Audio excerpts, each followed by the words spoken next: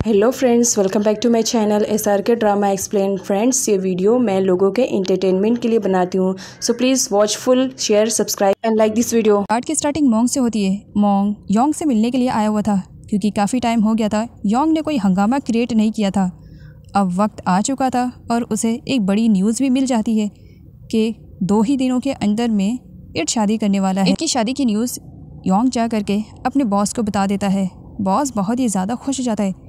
ये हमारे लिए गोल्डन अपॉर्चुनिटी है। प्लानिंग के अकॉर्डिंग यहाँ पर डिसाइड किया जाता है कि शादी के ही दिन इट की ब्राइड को वो लोग किडनैप कर लेंगे। इट जब अपने रूम के अंदर इंटर करता है तो देखता है सारी चीज़ें चेंज हो चुकी है क्योंकि अब उसका कमरा सिर्फ उसका नहीं बल्कि जिरसिया का भी होने वाला है। तो जिरसिया और इट के अकॉर्डिंग सारी तैयारियाँ कर दी गई थी। इट जिरसिया को मिस करते हुए उसके हेयर पिन को देख रहा था। इट और जिरसिया की शादी को लेकर के ग्रैनी सारी तैयारियों में लग जाती है और काफ़ी खुश भी थी। तो वहीं पर जिरसिया अपसेट थी क्योंकि उसने कुछ गलत नहीं किया, लेकिन फिर भी उस पर इल्ज़ाम आ चुका था कि उसने बहुत ज़्यादा गलत किया। वी आता है और जिरसिया से कहता है कि इट उससे मिलने के लिए आया है। जिरसिया जाने से मना कर रही थी लेकिन वी ज़बरदस्ती लेकर के चला जाता है। वी जिरसिया को ड्रॉप करके वहाँ से चला जाता है। पीछे से जिरसिया भी जाने वाली थी। इट उसे पकड़ लेता है। तुमसे कुछ कहना है? मानता हूँ हमने कुछ भी नहीं किया है, लेकिन इतना बड़ा इल्ज़ाम हमारे ऊपर आ गया। मैं चाहता तो था तुमसे शादी करने के लिए और आज भी चाहता हूँ, लेकिन सिचुएशन ये रहेगी इसके बारे में बिल्कुल भी आइडिया नहीं था। लेकिन हाँ, सिचुएशन कैसी भी हो तुमसे प्रॉमिस करता हूँ कि किसी भी कंडीशन में तुम्हारी पूरी केयरिंग करूँगा, तुम्हें हर चीज़ से प्रोटेक्ट करूँगा। क्या तुम मेरी वाइफ बनोगी? जिरसिया कोई भी आंसर रिप्लाई नहीं करती है, लेकिन इट उसके हैंड पर किस करता है और उसे खुद का ख्याल रखने के लिए कहकर चला जाता है। योग बार में सिंगिंग का काम कर रही थी। कुछ नए लोगों को देख करके वो अपने सर्वेंट से पूछती भी है। मालूम पड़ता है कि ये लोग कुछ इंपॉर्टेंट डिस्कशन के लिए आए हुए हैं। तब यहाँ पर योग उन पर नज़र रखती है और यहाँ पर योग को मालूम पड़ता है कि शादी के ही दिन वो लोग इट की ब्राइड को किडनैप करने के बारे में सोच रहे हैं। इट की ब्राइड का किडनैप होने वाला है, इसके बारे में योग इट को बताना चाह रही थी, लेकिन रास्ते में मोंग आ जाता है और मोंग योग को इट से मिलने नहीं देता है। वो अंकल उनसे मिलना चाह रही थी ताकि कम से कम वो अंकल उनको ही बता दे, लेकिन मोंग नहीं मिलने देता है। तभी वहाँ पर मोई की एंट्री हो जाती है। मोंग ने उस वक्त योग का हाथ पकड़ा हुआ था उसे रोकने के लिए। तो वहीं पर योग मोई से कहती है कि वो ज़रा इस मोंग पगलेट को ज़रा संभाल कर रखे, वरना ना जाने वो कितने लड़कियों पर मुँह मारते फिरेगा। ये सुन करके मोई योग को थप्पड़ मार देती है। अंकल उन भी पहुंच जाते, वो मोंग की बैंड बजाते। उससे पहले योग उन्हें रोक देती है और इट की ब्राइड के बारे में बताती है कि उसे किडनैप करने की प्लानिंग चल रही है। जिरसिया को दिखाया जाता है जो लास्ट टाइम अपने घर पर सारे लोगों के साथ खाने को एंजॉय कर रही थी। वो अपनी मॉम को भी खाना पास करती है, लेकिन मॉम उससे इतनी ज़्यादा नाराज़ थी कि उसका दिया हुआ खाना वो खाती ही नहीं है। फाइनली आज जिरसिया और इट की शादी थी। अपनी शादी वाले दिन जिरसिया रो रही थी क्योंकि वो अपनी मॉम से सॉरी कह रही थी और मॉम एक्सेप्ट नहीं कर रही थी। लेकिन माँ का दिल तो माँ का ही दिल होता है ना। लास्ट मोमेंट पर भी वो जिरसिया को माफ़ कर देती हैं और उसे सजेशन देती हैं कि वो अब अपनी लाइफ में कोई ऐसी गलती ना करे जिसकी वजह से वो हर्ट होए। जिरसिया प्रॉमिस करती है और यहाँ पर माँ बेटी का प्यार भी दिखाया जाता है। जिरसिया की मॉम सब कुछ भुला करके जिरसिया को रेडी शेडी कर रही होती हैं। इट भी अपने ग्रूम लुक में बहुत ही ज़्यादा हैंडसम लग रहा था। जिरसिया को ब्राइडल लुक में देख करके बस उसे कुछ वक्त तक देखते ही रह जाता है। एंड यहाँ पर वो अपने दिल में सोचता है कि इस दिन के लिए उसने कितना बेसब्री से इंतज़ार किया। फाइनली आज वो दिन आ गया है जब जिरसिया उसकी बन जाएगी। शादी की रिचुअल्स स्टार्ट हो जाती है। शादी कंप्लीट होने पर वो लोग बड़ों का आशीर्वाद लेते हैं। एंड यहाँ पर जिरसिया की मॉम को दिखाया जाता है जो अब जिरसिया को समझाती है कि पास्ट जो कुछ भी था वो भूल जाए। फ़िलहाल इट अब उसका प्रेजेंट में हस्बैंड है और वो इट का कहना माने और हमेशा उसे सपोर्ट करे। इट और जिरसिया की शादी को लेकर के अगर कोई खुश था तो वो थी ग्रैनी। बहुत ही ज़्यादा खुश दिखाई दे रही थी। इट और जिरसिया को एक साथ देख करके सोसाइटी वालों का भी मुंह बंद हो जाता है। साथ ही सारे लोगों को बहुत ही ज़्यादा चिढ़ भी होती है कि जिरसिया को इतना अच्छा हस्बैंड मिला। फाइनली अब जिरसिया की विदाई हो रही थी तो वहीं पर वो अपनी मॉम को हक करके रो रही थी।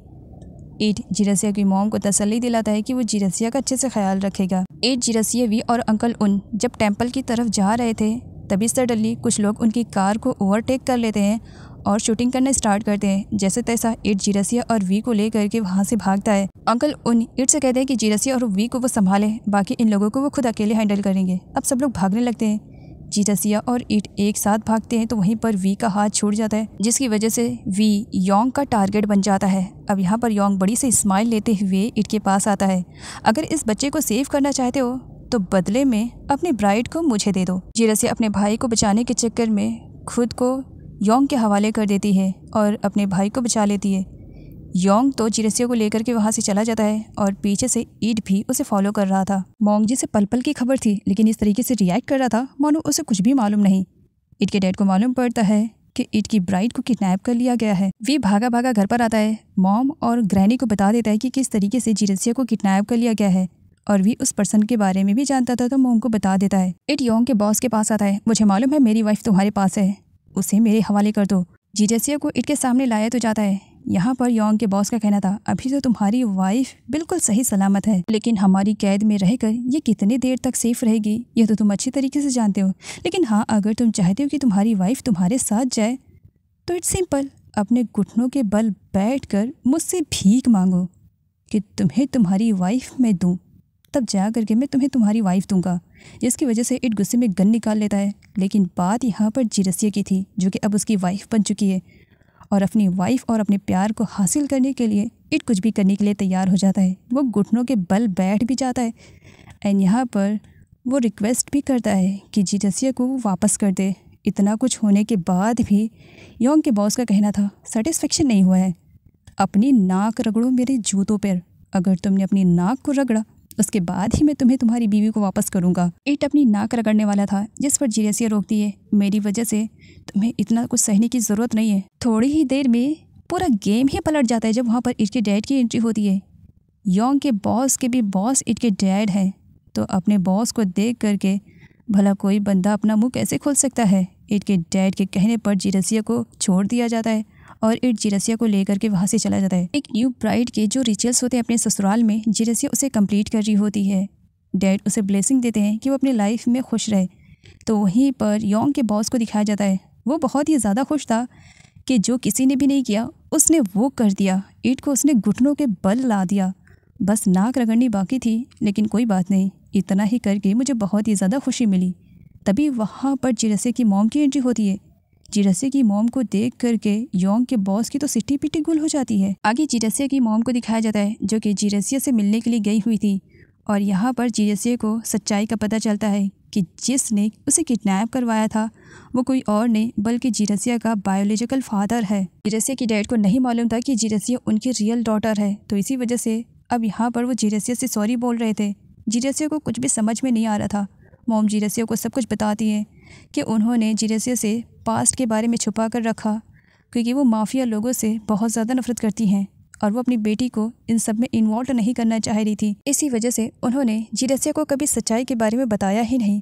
जिरसिया अपसेट थी, समझ में नहीं आ रहा था कि वो क्या करे या क्या ना करे। जिरसिया के डैड अपने किए हुए पर काफ़ी पछता रहे थे कि गलती से ही सही उन्होंने अपनी बेटी को हर्ट किया।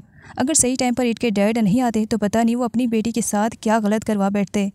और साथ ही सॉरी भी बोलते हैं और अपनी बेटी को एक्सेप्ट करने के लिए रिक्वेस्ट भी करते हैं ईट के डैड से। ईट के डैड ने जिरसिया को अपनी डॉटर इन लॉ के रूप में एक्सेप्ट कर लिया है। इस बात को लेकर के जिरसिया की मॉम ईट के डैड को थैंक्स बोलती है।